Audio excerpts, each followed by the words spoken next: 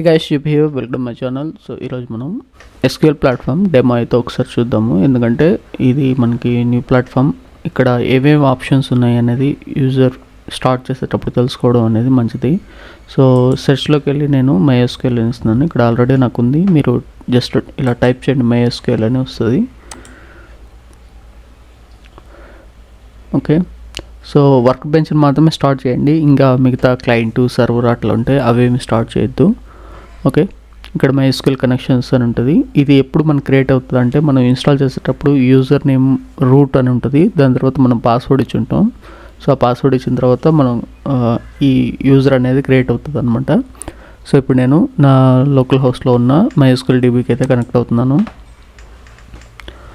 ఇట్లాగ మనకి ఇంటర్ఫేస్ అయితే ఉంటుంది.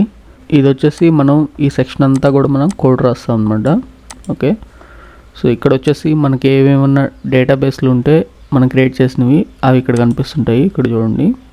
ఓకే, డేటాబేస్, అందులో టేబుల్స్ మీద క్లిక్ చేస్తే దాని లోపల ఏం టేబుల్స్ ఉన్నాయో కనిపిస్తాయి.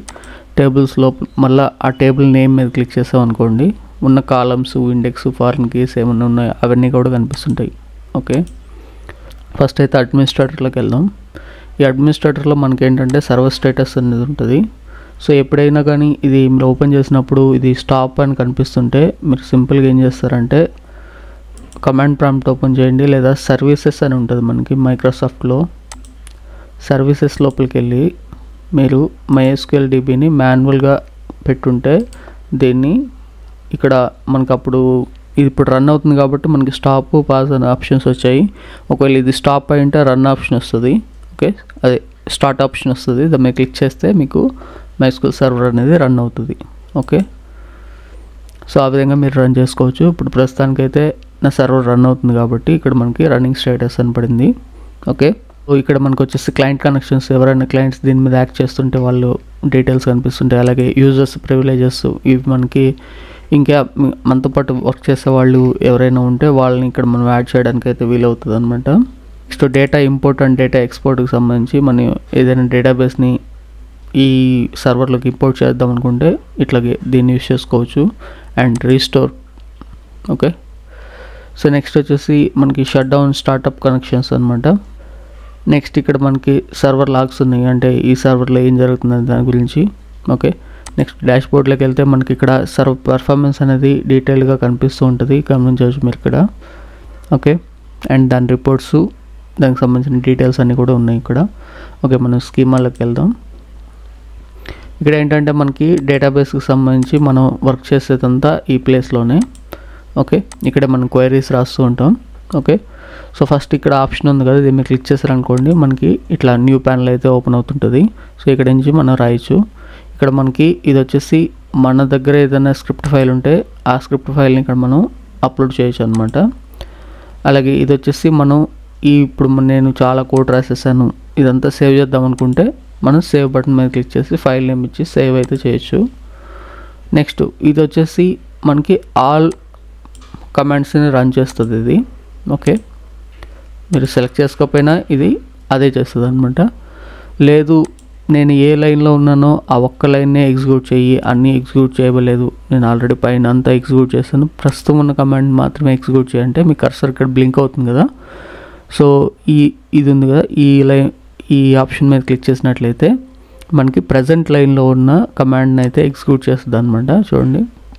ఓకే, సో ఎగ్జిక్యూట్ చేస్తే మనకి టేబుల్స్ అన్నీ కూడా ఇక్కడ కనిపిస్తుంటాయి, దీన్ని మీరు డ్రాగ్ అండ్ డ్రాప్ చేయొచ్చు. ఓకే, ఇక్కడ మీకు నచ్చిన ఫార్మాట్లో అయితే సెలెక్ట్ చేసుకోవచ్చు. రిజల్ట్ గ్రిడ్డే మనకి మంచిగా కనిపిస్తుంటుంది.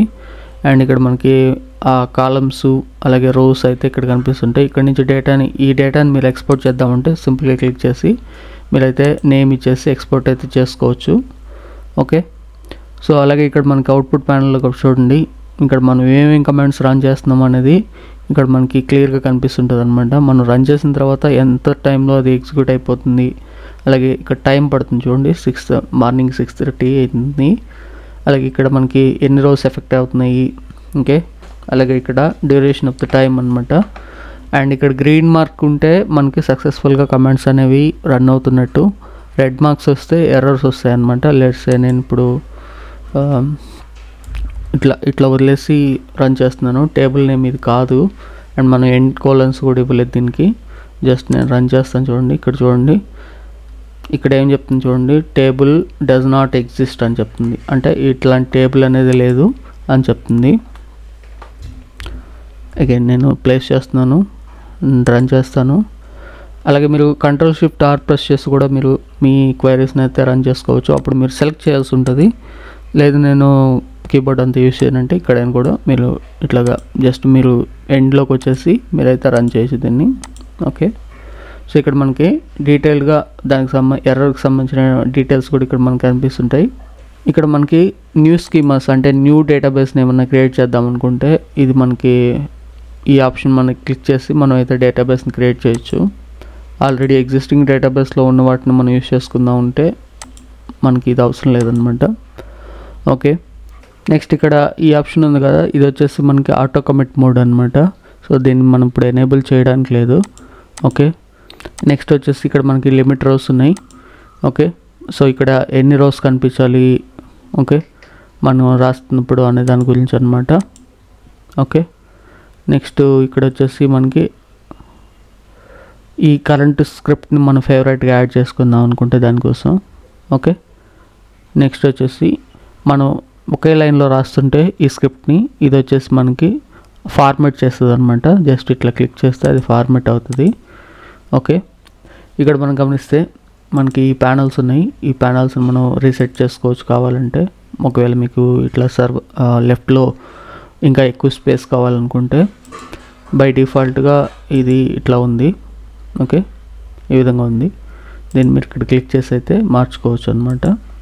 ఒకసారి ఇప్పుడు నేను ఏవైతే మీకు చెప్పానో ఇంకా కూడా చాలా ఆప్షన్స్ ఉన్నాయి, బట్ మనకు అవసరమైనంత వరకే మనం మాట్లాడుకున్నాం. వీటన్నిటి కూడా ఒకసారి మీరు ట్రై చేయండి. ఓకే, మీ ప్లాట్ఫామ్ ఓపెన్ చేసి. సో మీకు కూడా ఒకసారి ప్రాక్టీస్ చేసినట్టు ఉంటుంది. ఇంకేదైనా మీకు ఏదైనా MySQL స్టార్ట్ చేసేటప్పుడు ఏదైనా ఎర్రర్స్ వస్తుందా కింద కమెంట్ సెక్షన్లో రాయండి, అండ్ నేను మీకు హెల్ప్ చేయడానికి ట్రై చేస్తాను. ఓకే, ఛానల్కి ఇంకా సబ్స్క్రైబ్ చేసుకోకపోతే సబ్స్క్రైబ్ చేసుకోండి. అలాగే వీడియోకి ఒక లైక్ ఇవ్వండి. Thanks for watching.